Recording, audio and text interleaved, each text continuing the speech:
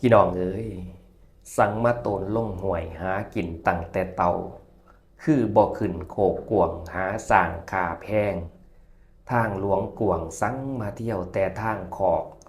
มกประแดกตั้งโจโกสั่งมาจำแต่ใบตองกับ10 นิ้วอันไรแวน2 แขนนบจอกเกาะกะขอกาวว่าสวัสดีครับนะครับก็สวัสดีทั้งพ่อใหญ่แม่ใหญ่ พ่อตู่แม่ตู่พ่อสนแม่สนพ่อโกะแม่โกะผู้นมผู้สาวผู้บ่าวผู้แพ้วเนี่ยเอ่ยเนี่ยอายน้องนุ่งลุงป่านาอาพี่น้องทางสปปลาวทุกท่านกระแมงทุกคนตลอดทั้งนิดหมอแคนแฟนหมอเพลงนักเลงหมอลองอย่าพี่น้องหมอปิ่นศิลปินหมอลำผู้มาค้ำพญานำกันเบิดทุกหมองกระแมงทุกบอนมาแล้วจานคู่พงมาแล้วมาเอาแนวมันไปใบมาเอาไหนมันไปวานมาเอาความสุขสำราญค่ำพญามวลแมงแรงเศร้าให้ไตตามเด้อพี่น้องเด้อช่วงนี้กะมาพบมาพอกับลูกชายหลาคุณพ่อคุณแม่นะครับจานคู่พงคนพญาลูกในบ้านในกอในเงาเหล่าในให้ไก่ในกระซุ่มพี่น้องเฮานะครับหอดเวลากะสิเอาพญาจ้าจีโจยประเภทนี้แน่มีนิทานนำธรรมะขอคิดกติเตือนใจมาฝากมาตอดแฟนอันเป็นที่หักแพงเด้อพี่น้องเด้อให้เจ้าสุขอยู่หล่นพ้นที่ก่อกรรมดีให้อยู่แดงมีหี่ให้อยู่ดีมีแห้งบ่เปลี่ยนแปลงสุขนั่นอายุยืนยาวหมันพันปีอย่าได้ลามีเดชาเกียรติกองคนกระหย่องก้าวขานมีแต่หัวหยามน้ำหยดปรากฏไก่สุขสดใสในเมืองคนกลัวเขาทั้งข่ายพอแต่ดีอย่ามีหายมาทำลายให้หมางมุนความเจ็บเป็นเอ็นอุ่นยาสุมีทอกินให้หายสินสวงตาเด้อนะครับเนาะเอาช่วงนี้กับประกาศบุญสินกินท่านให้ท่านพระครูวัดราชสามัคคีบ้านคำปลาหลายตำบลคำปลาหลายอำเภอเมืองจังหวัดมุกดาหารเพิ่นจะจัดงานบุญสมโพธิหลวงพ่อคำใส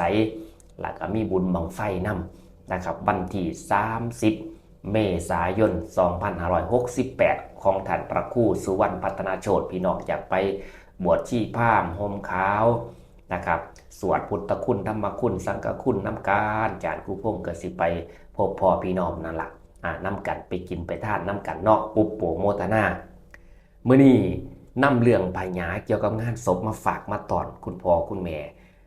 เล่มที่3เฮ็ดเกี่ยวกับงานศพพิธีรดน้ำศพคำขอคำมาสวดอภิธรรมคำอาราธนาขั้นตอนต่างๆการอ่านประวัติผู้ไหว้ชนขั้นตอนการเขียนประวัติผู้ไหว้ชนจังใดบทกลพ่อตายแม่ตายบทกลทั่วไปเอามาลงไว้นี่แล้วก็พร้อมพญาอย่างแน่ที่จะมาลงในงานในเล่มเนี่ยเล่มที่3มีหาบบ่นักตักบ่เต็มเข้มบ่จืดมืดบ่แจ้งอันนี้พิธีกรก็ควรจะนำไปบอกเป็นการเสริมให้ความรู้แก่ผู้ที่มาฟังหรือว่าพิธีกรเองนะครับคำว่าหาบบ่นักนี่หมายถึงบุญกุศลคุณงามความดีนะครับยิ่งมีมากยิ่งเบาอกเบาใจนะครับนึกถึงคุณงามความดีนี่มันบ่หนักเด้นี่หาบบ่นักคือบุญกุศลคุณงามความดีมีเท่าใดแห่งดีใจนะครับตักบ่เต็มกับความโลภโลภะความอยากได้อยากมั่งอยากมีอยากเป็นอยากเห็นอยากผ่านพบประสบเจอได้ร้อยอยากได้พันอยากได้หมื่นอยากได้แสนอยากได้ล้านมันบ่พอจากเถื่อตักยำได้กับบ่เต็มเข้มบ่จืดหมายถึงคุณงามความดีที่เฮาเฮ็ดติดโตไว้บ่มีมือจืดจางหายไปจากโตเฮาจะติดโตเฮาไปทุกภพทุกชาติบุญเท่านั้นที่จะติดตัวทั่วทุกทิศเปิ้นว่าบุญเป็นมิตรของเราทุกเช้าค่ำบุญจะอยู่เฝ้าชิดคอยติดตามบุญจะนำความสุขทุกนาทีนะเห็นบอกมันเป็นจังสันเด้เนี่ยเข้มบ่จืดเนี่ยมันบ่จืดบ่จางจากตนโตของเฮามันติดตนโตเฮาไม่คือคุณงามความดีที่เราสร้างไว้มืดบ่แจ้งคืออวิชชาความบ่รู้แจ้งลงในรสในยศถาบรรดาศักดิ์ในลาภในตำแหน่งหลงในวัยหนุ่มสาวดวงตามืดบอดบ้องหูจักบาปบุญคุณโทษบ่จักท่านจักศีลจักภาวนาเกิดมาตายเป่านั่นนะ เมื่อเจ้ามามีอะไรมาด้วยเจ้าจะเอาแต่สุขสนุกฉะไหนเมื่อเจ้ามามือเปล่าเจ้าจะเอาอะไรเจ้าก็ไปมือเปล่าเหมือนเจ้ามาเพิ่นว่ามันเป็นความเพิ่นเนาะเนี่ยคือบทนี่เอาลงให้พี่น้องบทที่สองเกี่ยวกับงานศพพญาปริศนาธรรมพี่น้องคือสิเห็นประจำไปงานศพไปไม่กลับหลับไม่ตื่นฟื้นไม่มีหนีไม่พ้นคำว่าไปบอกกลับเนี่ยมันมีสองทางคือทางโลกและทางธรรมทางโลกไปบอกกลับคือการเวลาและอายุ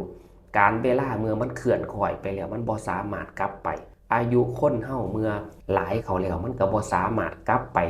หนุ่มหน่อยสอยกำได้คือเก่าเนี่ยการเวลาและอายุทางโลกทางธรรมไปบอกกลับคืออย่างทางธรรมไปบอกกลับก็คือไปพระนิพพานไปแล้วไม่กลับมาเวียนว่ายตายเกิดอีกเนี่ยผมสิเฮ็ดใบเป็นสองทางพี่น้องโคศกผู้ใดๆความรู้ก็สามารถไปบอกพี่น้องฟังเห็นบ่ตลปัดเพิ่นพระรูปที่หนึ่งไปบอกกลับนี่ความหมายมันเป็นจังซั่นอันที่สองคือหลับไม่ตื่นหลับบ่ตื่นเนี่ยทางโลกก็คือคนที่นอนหลับนะครับมันบ่ตื่นส่วนทางธรรมก็คือคนที่หลงผิดมัวเมาในกิเลสตัณหานะครับเนี่ยคือหลงเนี่ยหลับบ่ตื่นเนี่ยซ้ำคนหลับบ่ตื่นบ่หูจักบาปบุญคุณโทษบ่จักบุญคุณพ่อแม่บ่จักเขาวัดเขาว่าหลงมัวเมาในยศถาบรรดาศักดิ์ในลาภสักการะตายไปแล้วเอาไปบ่ได้เพิ่นก็เลยว่าหลับมันบ่ตื่นฟื้นบ่มีขั้นทางโลกก็คือคนที่ตายแล้วบ่สามารถฟื้นขึ้นมาทางโลกได้นี่ทางธรรมคือกิเลสที่ดับแล้วเช่นพระอรหันต์ที่เพิ่นตัดกิเลสตายฆ่ากิเลสออกไปแล้วเนี่ยครับกิเลสจะบ่สามารถฟื้นขึ้นมาอีกได้ฟื้นไม่มีนะจังสันหนีบ่พ้นขั้นทางโลกคือความตายคนเฮาทุกคนต้องพบต้องพอต้องเจอความตายสิตายสะตายไว้ตายนมตายสาวตายในถนนหนทางในโรงพยาบาลตายมองได้ก็แล้วแต่ความตายหนีไม่พ้นอันความตายชายนาลีหนีไม่พ้นจะมีจนก็ต้องวายกลายเป็นผีแสนมีรักก็มีร่างห่างกันทีไม่วันนี้ก็วันหน้าจริงนะแม่นความเพิ่นเบาเนาะความตายนี่แขนคอคู่บาดยางไผกะแขนอ่อนตอนเสมอดามดังกันเพิ่นว่ามันเบาแล้วก็ถืออีกคือเพิ่นว่าตัวสุดท้ายหนีไม่พ้นคืออะไรหนีไม่พ้นนี่ทางโลกคือความตายบอกไปแล้วต่อมาทางธรรมคือความทุกข์ที่ต้องเจอทุกคนจนว่าจะตัดกิเลสตายฆ่ากิเลสได้คือหนีไม่พ้นในความทุกข์ท่าทางธรรมทุกคนต้องเจอความทุกข์ในอยากได้อยากหั่งอยากมีทุกข์ในมี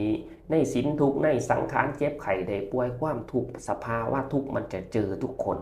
บางคนทนบ่ได้ก็ฆ่าตัวตายฉะนั้นนี้บ่พ้นคือความทุกข์ทางธรรมขั้นทางโลกคนความตายเนี่ยผมสิเฮ็ดไว้เป็น2ทางพี่น้องก็สามารถศึกษานำไปบอกได้ต่อมาพญาปริศนาธรรมจะลงในเล่ม3ก็คือเตอะเตือนบ้างเบิ้นเตอะเตือนผู้สาวตีกองหนามย่ำมือแรงเตอะเตือนแม่เจ้าเอิญเอาแล้วกับบ่มาอันนี้เป็นพญาปริศนาธรรมความมีความหมายคำว่าเตอะเตือนบ้างเบิ้นเตอะเตือนนี่หมายถึงอย่างคือว่างเบิ้นของกิเลสพันหาตันหา108กามคุณอีกหาว่นเกี่ยวสนองที่คนเฮาหลงไปติดหลงว่างว่นติดในลาภติดในยศในสรรเสริญในความสุขที่ได้กำเนิดเกิดขึ้นมาโดยลืมทำบุญศีลกินทานนี่มันเป็นว่างว่นอยู่ในหันนั่นนะ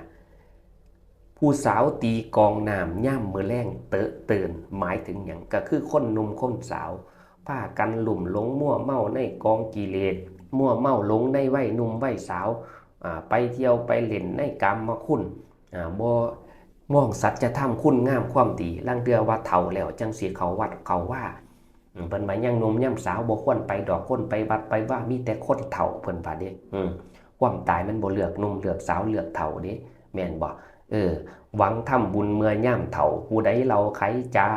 ไปวัดว่าเมื่อหลังคดสียางใบสันลือเจ้าเพิ่นว่าไปวัดว่าย่ำเฒ่ามากก็อยากนั่งก็โอยจะนั่งก็โอยและจะลุกก็โอยเหมือนดอกไม้โรยไม่มีเกสรแบบว่าย่ำลุกเก่าก้นลุกคนได้บ่ได้เอาหัวลุกได้คนเฒ่าเห็นบ่ย่ำมันสิลุกมันเอามือยั่งแล้วก็ก้นมันสี่ขึ้นอึบเพิ่นว่า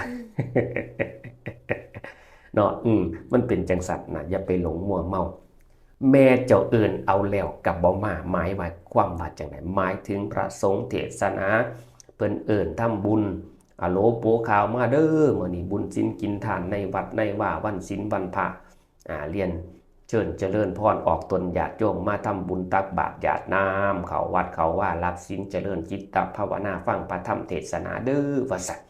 ก็บ่มีไผมานี่คือเพิ่นเอิ้นแม่เจ้าเอิ้นเอาแล้วก็มาเอิ้นทำบุญล่ะคือสักหางเต่าเพิ่นว่าเอิ้นซื้อเลขกินเหล้าละกูหามึง10แม่นความเพิ่นเว้าแล้วเนาะก็เอิ้นมาทำบุญมาทำกุศลโอ้บ่อยากเข้าวัดบ่ลงเพิ่นว่าเด้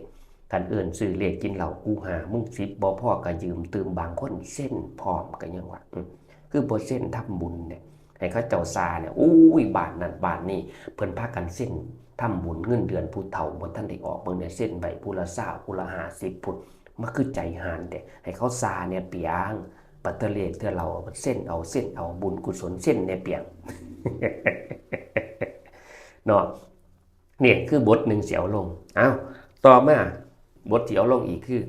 ผู้เพิ่นสูงเพิ่นต่ำผู้เพิ่นดำเพิ่นขาวผู้เพิ่นยาวเพิ่นสั้นผู้เพิ่นหมั่นเพิ่นค้อนผู้เพิ่นนอนเพิ่นนั่งอันนี้กะเอาลงแล้วลงในเล่มที่3พญาเกี่ยวกับงานศพพญาปริศนาธรรมคัดเลือกลงให้พี่น้องคำว่าผู้เพิ่นสูงเพิ่นต่ำหมายถึงอย่างหมายถึงหลังที่เคยมันยืดตรงบัดนี้มันค่อมมันโกะลงหรือยัง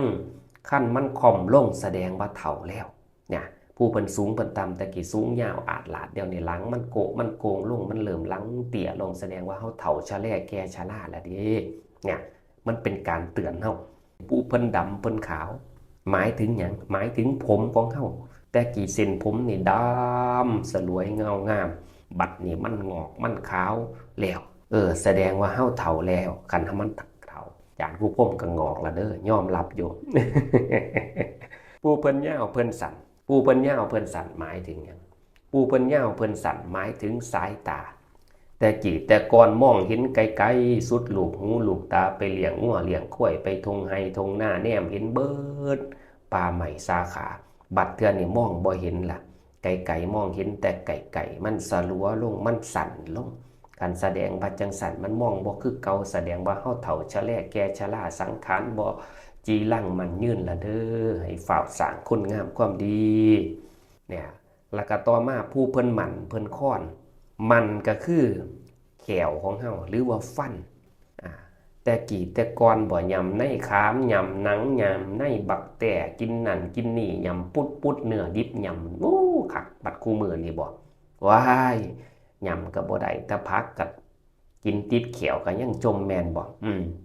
มันยำบ่ได้คือเก่ามันเฒ่าลังเทื่อมันก็ค้อนออกมันหลุดออกนะเห็นบ่ผู้เฒ่านี่คันว่าพักบ้านนั้นบ้านนี้ติดแขวจมให้ลูกไผ่ลูกเคยแล้วต่อสู้เอามาหยังพักเอามาหยังแนวกินยากๆจักอยู่ว่ากูแขวบ่มีเพิ่นว่าบัดเทื่อแกนคูนนั่นนะให้มันแกนลงไปกูสิต่ำกูสิเขียวแนวมากเนาะ อันนี้แขวอันนี้มันค้อนผู้เพิ่นนอนเพิ่นนั่งหมายความว่าจังใดผู้เพิ่นนอนเพิ่นนั่งเฮานอนอยู่เฮือนอยู่ซ่านเดียวนี่เฮาเข้าไปนั่งสมาธิรักษาศีลให้ทานเจริญจิตตภาวนาในวัดในว่าหรือยังเฮาอยู่ไก่ฟังเฮานั่งไก่ห่วยจักหน่อยก็ง่วยใส่คอนโดมิเนียมข้างวัดละดีไก่สิตายแล้วก็รีบไปนั่งสมาธิไปสร้างบุญศีลกินทานเป็นบุญติดตนติดตัวกับของเนี่ยเปียงนั่นเนี่ยเห็นบอกนี่เพิ่นเบาเป็นข้อคิดปริศนาธรรมอันนี้ก็เอาลงไว้ให้อธิบายพร้อมพุ่นเด้พี่น้องก็สามารถเอาไปเว้าพี่น้องฟังศึกษานำกันเนาะเอาต่อมาพญาที่จะเอาลงในเล่มนี้บ่อนเบิดเด็กยังมีหลายจัตตาโลโจล่ายังมีโจรใจกะจัตตาวาสทั้งสี่ทานมาหยาดแยงเอาบ้านของท่านพญาโตหนึ่งนั่นละมาแต่ยังเดึก2-3มาเมื่อตาวันข่ายสุ่ม3นั่นสุ่ม4นั่นมันมาเมื่อคำหลักหลอบดันเอาเกี่ยงบ่ล้อหมายความบัดจังใดจัตตาโลโจล่าจัตตุจัตถีเนี่ยคือโจร4ตัวที่มันจะลักของเฮามันมีโจรอีหยังแหน่จัตตาวา4ฐาน มีความเจิญตัวนี้ได้แก่ความเกิดความแก่ความเจ็บความตายมันจะเปลี่ยนสภาพอนิจจังทุกขังอนัตตาเปลี่ยนจากเกิดเป็นแก่โจรก็สิลักไปแก่ลักไปเจ็บไปขาดไปตายเนี่ยคือโจรมันบ่แน่ห้ามบ่ได้ห้ามบ่ให้หนังเหี่ยวห้ามบ่ให้แก่ห้ามบ่ให้ผมงอกห้ามบ่ได้มันสิลักไปเรื่อยๆลักไปเฒ่าไปแก่ไปเหี่ยวจังสั่นมาหยาดแยงคือการทำลายให้สูญสิ้นสลายไปบ้านของท่านพญาบ้านก็คือร่างกายสังขารของคนเฮาส่วนท่านพญาคือพญาจิตตลาดผู้ปกครองกายมนุษย์ก็คือจิตใจเนี่ยตัวหนึ่งนั่นมาแต่ยังเด็กก็คือความเกิดมันมาแต่ยังเด็กมาเกิดขึ้นมาละบางคนเกิดขึ้นมากำเอามือกำเอาคือสิมาเอาทุกสิ่งทุกอย่างบัดย่ามตายเพิ่นเอามือแบไปบ่มีหยังติดตนติดโตไปนั่นเห็นบ่เกิดมาตัวเปล่าเจ้าก็ไปตัวเปล่าเหมือนเจ้ามาเนี่ยเห็นบ่โตมาเกิดขึ้นมาแล้วก็มีแต่2-3มาเมื่อตาวันขายก็คือความแก่ความเจ็บนะมาทำลายชีวิตให้เสื่อมสลายไปนะซุ่มซีนั่นมาเมื่อคำก็คือความตายไม่เห็นให้เฮาตายทุกคนนี้บ่พ้นคือความตายเอาเกี่ยงบ่ล้อเนี่ยความเกิดความแก่ความเจ็บความตายจะถูกโจรอนิจจามาลักขโมยไปบ่เหลืออีหยังฉะนั้นทุกสิ่งที่เฮาหามาเงินค่ำกำเกี่ยวยศถาบรรดาศักดิ์เงินซ่านบ้านซองไห้หน้าสาโทที่เฮาหามาไว้ตายไปแล้วไม่มีอะไรติดตัวไปเพียงแต่สมมุติในนามที่มาแสดงละครฉะนั้นเป็นรามลักยักษ์ลิงจริงแน่หรือแท้ที่คือหัวโขนเขาโยนใส่พอจบบทหมดเรื่องถอดเครื่องไปเดิมเช่นไรก็เป็นดังเช่นเดิมคือบ่มีอย่างติดตนจะมีแค่คุณงามความดีที่เราท่านได้เฮ็ดไว้สำนันเนาะพี่น้องเนี่ยเอามาบอกกับพี่น้องฟังลงในเล่ม3เนี่ยสำหรับพญาปริศนาธรรมกสิมีพญาบทก่อนแล้วก็พญากล่อมที่เอาลงไว้ให้พี่น้องในเล่มนี้นอกจากคำก่อนต่างๆก็ถือว่าเล่มนี้สำหรับงานศพสมบูรณ์ก็เลยบอกพี่น้องฟังนะเอาเมื่อนี้เอาซ้ำนี่ถ้าก่อนเนาะโจ๊ะไว้ซะก่อนเอาไว้พ่อหอมปากหอมคอให้พี่น้องได้ศึกษาเรียนรู้ไปนำกันแล้วก็ขอบพระคุณพี่น้องเด้อที่มีน้ำจิตน้ำใจกดไลค์กดแชร์แล้วก็คอมเมนต์แรงจิตแรงใจนะครับสำหรับหนังสือกับทยอยส่งให้พี่น้องว่าสิเป็นเล่ม1เล่ม2เล่ม3กำลังหาเงินเฮ็ดก่อนมันหลายอย่างแล้วก็ขั้นส่งไปให้เก็บเงินปลายทางการรับให้จานคู่พงเนี่ยเด้ออย่าให้ตีกลับมาเมื่อกี้เนี่ยตีกลับมา60กว่าตายค่าส่งเนาะตะลีตนเจ้าของก็สงสารจานคู่พงเนี่ยเด้อเอาก็ให้พี่น้องเฮาสุขภาพแข็งแรงนะครับเนาะมีโชคมานร่ำด้วยสุขกับมังหังกับมีนอนรับไม่ได้เงินพันนอนฟันได้เงินหมื่นนอนตื่นได้เงินแสนแบนมือไปแดดแก้วมานี่โฉดหายอย่ามาพาดม่านละอย่ามาบังเบียดเสนียดกังไล่ก็ให้ดีไกลหลีกห่างเฮ็ดอันใดต่างๆแม่นค้าขายก็ให้ได้กำไรนั่นอย่างงามแม่นสิปลูกเขาน้ำสั่งให้กระทำหน้าบ่งอย่ามีมากาดโมงมาแรงและฟุ้งเบียให้เหลือกินเหลือใส่ขายกำไรก็ได้ง่ายอยู่ทั้งขายจ่ายใบแบ่งให้ไล่โฮมใบแดงกะลังโฮ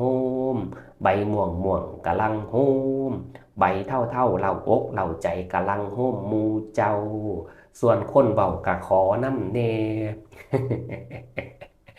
เอาฝากบทก่อนตอนถ่ายพญาค่ำจำใจสั่งบ่อยากล่าทันผู้ฟังแต่เวลาหากไหลก่นจนใจขาบ่าบ่เป็นลงลายเส้นแต่ซ้ำนี่เนาะพี่น้องที่หนาเฮาจังสีมาเว้าใส่ขั้นบ่ลงกะสิได้เวลาเลิกแล้วสิย่อม่วนด่วนจอนท่านผู้ฟังอย่าโศกหอนให้บานซื่นสมหวังสู่คนเด้อจำพญาจานคู่พงไว้เปิดฟังแต่เด้อท่านคำพญาสีมาตานบรรณาการใบมือใหม่อย่าลืมเปิดฟังใดกำลังใจจากพี่น้องคือเสียงของกล่องอยู่หูอยู่ดีกินแสบอยู่แจบกินนัวมันยืนมันเยิ่มสวัสดีครับ